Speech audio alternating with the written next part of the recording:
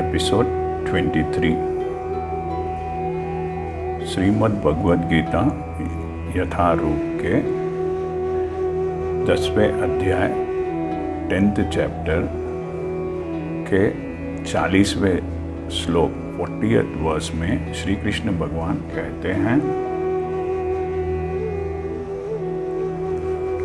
नान्तोऽस्मि ममः दिव्यानां विभूतीनां परन्तपः एष तद्देशतः प्रोक्तो विभूतेर्विस्तरो मया। मैंने पहले भी आप सबसे कहा है कि जब अर्जुन ने श्री कृष्ण भगवान से उनके वैभव, उनके ऐश्वर्य के बारे में पूछा था, तब श्री कृष्ण भगवान ने कहा कि मेरा वैभव, मेरा ऐश्वर्य, मेरे क्वालिटीज़ इतनी ज़्यादा, इतनी महान है कि अगर मैं उसके बारे में सब बताऊंगा तो तुम्हारी लिमिटेड इंटेलिजेंस, सीमित बुद्धि की समझ में नहीं आ सकता है। मैं आप सबको फिर से बता देना चाहता हूँ कि अर्जुन तो बहुत ही विद्वान थे। ये जो कृष्ण भगवान कह रहे हैं कि तुम्हारी सीमित बुद्धि, ये सीमित बुद्धि अर्जुन की नहीं है। मैं आपसे बार बार कह रहा हूँ कि अर्जुन के जरिए भगवद गीता हम सबके लिए है। भगवद गीता में कृष्णा ने न सिर्फ अर्जुन के लिए बल्कि अर्जुन के जरिए हम सबको हमारा कर्म क्या है, हमारा धर्म क्या है, ये सब बताया है। तो अब जो भगवान कह रहे हैं तुम्हारी सीमित बुद्धि, तुम्हारा लिमिटेड इंटेलिजेंस, ये अर्जुना के लिए नहीं कह रहे हैं, वो हम आम इंसानों के लिए, हम ऑर्डिनरी ह्यूमन बींग्स के लिए कह रहे हैं कि मेरा वैभव, मेरा ऐश्वर्य, मेरे क्वालिटीज़ इतने ज़्यादा है कि अगर कृष्णा हमको बताते, हम जैसे ऑर्डिनरी ह्यूमन बीइंग को बताते, तो इतने ज़्यादा है उनके वैभव, उनके क्वालिटीज़ कि हम सबकी कुछ भी समझ में नहीं आता और पूरा मिक्स होके हम कुछ भी नहीं समझ पाते। इसलिए कृष्ण भगवान कह रहे हैं क्योंकि तुम्हारी सीमित बुद्धि है, एक लिमिटेड इंटेलिजेंस है, मैं तुम्हें अपनी पूरी शक्तियों के, अपने पूरे ऐश्वर्य के बारे में नहीं बता रहा हूँ। उनमें से जो इम्पोर्टेंट है, जो बहुत ही मेंशनेबल है, जो कि बहुत ही महत्वपूर्ण है, वही बता रहा हूँ। वैसे तो कृष्णा के हजारों वैभव है, लेकिन भगवद गीता में कृष्णा ने सिर्फ अपने 82 वैभवों के 82 क्वालिटीज़ के बारे में बताया है, ताकि वो हम सबकी समझ में आ सके। अर्जुन की जिज्ञासा को शांत करने के लिए, अर्जुन के ईगरनेस को शांत करने के लिए केवल थोड़े से उदाहरण, थोड़े से एग्जाम्पल्स कृष्णा ने पेश किए हैं, प्रेजेंट किए हैं। कृष्णा इस श्लोक में कहते हैं, हे अर्जुन, मेरी दैवी विभूतियों का, मेरे स्पिरिचुअल क्वालिटीज़ का अंत नहीं है, एंड नहीं है, लिमिट नहीं है। मैंने तुमसे जो कुछ भी कहा है, जो भी मेरे विभूतियों के बारे में अब तक मैंने तुमसे कहा है, वह तो मेरी अनंत विभूतियों का, अनलिमिटेड विभूतियों का, पावर्स का एक संकेत, एक सिग्नल मात्र है।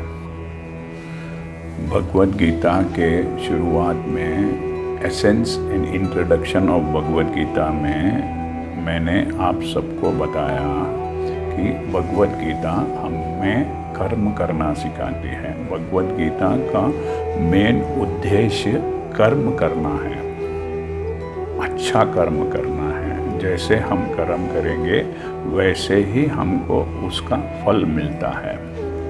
उदाहरण के लिए, अगर आप एक फूल का बीज डालते हैं तो आपको फूल का ही पेड़ मिलता है, और यदि आप एक कांटे का बीज डालते हैं तो आपको कांटे का ही पेड़ मिलता है।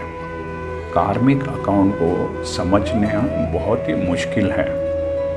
अगर हम हमारे बैंक में अकाउंट खोलते हैं और उसमें हम पैसा डालते हैं और सपोजिंग 100 रुपीज़ उसमें डालते हैं आज, फिर कल उसमें 20 रुपया और डालते हैं तो 120 रुपया हो जाता है, फिर 30 रुपया डालते हैं, 30 रुपीज़ डालते हैं तो 150 हो जाता है।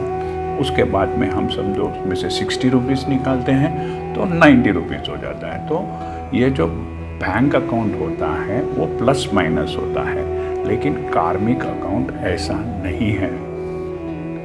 बैंक में डेबिट और क्रेडिट मिला के जो ज़्यादा रहता है, डेबिट ज़्यादा रहता है तो हमें हमारा माइनस में अकाउंट बताता है, अगर क्रेडिट जाता है तो हमारे अकाउंट में बैलेंस रहता है।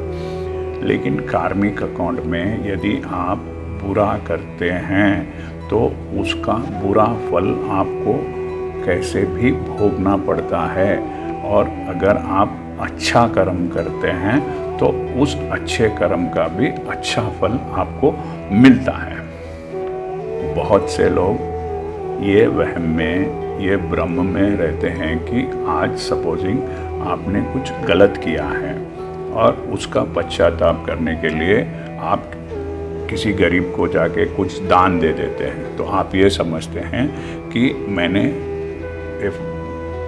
उस आदमी के साथ, किसी के साथ में बुरा किया है और यहाँ पे उसको कंपनसेट करने के लिए किसी को कुछ डोनेट कर दिया है। लेकिन आप ये समझते हैं कि आपने जो बुरा कर्म किया है वो आपका बुरा कर्म ये अच्छा कर्म करने से ख़त्म हो गया है। लेकिन भगवत गीता ऐसा नहीं कहती है। जो भी आपके अच्छे कर्म हैं उन अच्छे कर्मों का अच्छा फल अलग से मिलता है, जिस वजह से आपको सुख मिलता है, हैप्पीनेस मिलता है। जो आप बुरे कर्म करते हैं उसकी वजह से आपको दुख मिलता है, सौरो मिलता है। इसीलिए आप देखते हैं कि इस संसार में एक व्यक्ति, एक मनुष्य हमेशा कभी भी खुश नहीं रहता है, मिला जुला जीवन रहता है। हो सकता है किसी को बहुत ज़्यादा खुशी मिलती है और बहुत कम दर्द मिलता है, और किसी को बहुत ज़्यादा दुख मिलता है और बहुत कम सुख मिलता है। ये उसके बैलेंस ऑफ कर्मा के वजह से ही ऐसा होता है। जब मनुष्य की मृत्यु हो जाती है, जब वो मर जाता है, तब जो बैलेंस ऑफ अकाउंट रहता है वो अकाउंट उसके दूसरे जन्म में ट्रांसफ़र हो जाता है। फिर उसके बैलेंस ऑफ कर्मों के हिसाब से उसको अलग अलग योनि में जाना पड़ता है। किसी को पेड़ की योनि में जाना पड़ता है, किसी को जानवरों की, किसी को पक्षी की योनि में जाना पड़ता है। सबको अपने कर्मों अनुसार अलग अलग मिलता है, और किसी के अच्छे कर्म होते हैं तो उसको मनुष्य की योनि मिलती है।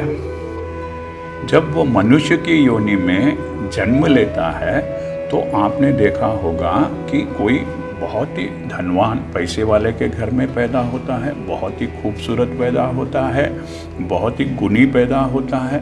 और आपने देखा होगा कि कोई बहुत ही गरीब के घर में पैदा होता है, शरीर से भी बहुत कमज़ोर रहता है और उसके गुण भी उतने अच्छे नहीं रहते हैं, कुछ मीडियम रहता है। ऐसा अलग अलग प्रकार के बच्चों को आपने जन्म लेते हुए देखा होता है। तो ये उस बच्चे के बैलेंस ऑफ कार्मिक अकाउंट के हिसाब से, यदि उसके कार्मिक अकाउंट के बैलेंस में अच्छे कर्म का बैलेंस ज़्यादा है तो उसे अच्छी जगह जन्म मिलता है। अगर ठीक होते हैं तो ठीक जगह पे, और बुरे होते हैं तो गरीब के यहाँ और तकलीफ में पैदा होता है।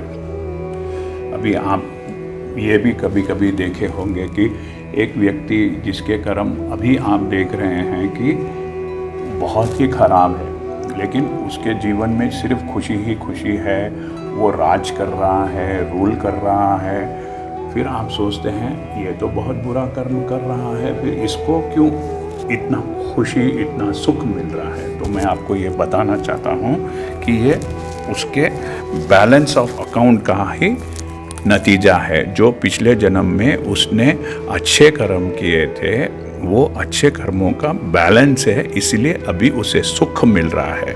जैसे ही ये बैलेंस ख़त्म हो जाएगा वह और उसके अभी जो बुरे कर्म कर रहा है वो अकाउंट स्टार्ट होगा, तब उसे दुख मिलना शुरू होता है। हो सकता उसके मृत्यु से पहले ही उसे वो कर्मों का हिसाब देना पड़ता है, या फिर अगले जन्म में जाके उसको वो हिसाब चुकता करना पड़ता है।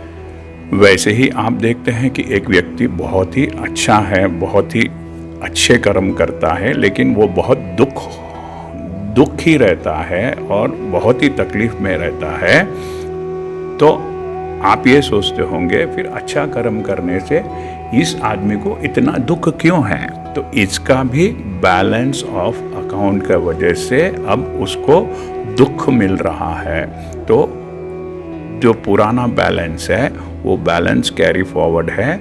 इसके लिए अभी अच्छा कर्म करते हुए भी, बिकॉज क्योंकि उसने पिछले जन्म में या पहले जन्मों में गलत कर्म किया, इसलिए अभी उसको दुख झेलना पड़ रहा है। जैसे ही वो बैलेंस खत्म हो जाएगा, उसके बाद अभी वो जो अच्छा कर रहा है, जब वो अकाउंट शुरू हो जाएगा तो उसके जीवन में फिर से खुशी आती है। तो यह मत समझिए कि एक अच्छे इंसान को दुख नहीं आता है या एक बुरे इंसान को सुख नहीं मिलता है। ये सब आपके कर्मों के हिसाब से, प्लस माइनस के हिसाब से वो बदलता रहता है। तो पहले किसी ने क्या किया किसी को नहीं मालूम, अब आप क्या कर रहे हैं आपको पता है। इसलिए कृष्णा बल देते हैं, जोर देते हैं कि अच्छा कर्म करो। भगवत गीता कहती है अच्छा कर्म करो, अच्छा कर्म करोगे तो सुख पाओगे, खुशी पाओगे। हरे कृष्णा। यदि आपको यह चैनल पसंद आया है तो YouTube में सब्सक्राइब दबाकर सब्सक्राइब कीजिए। Thank you. हरे कृष्ण।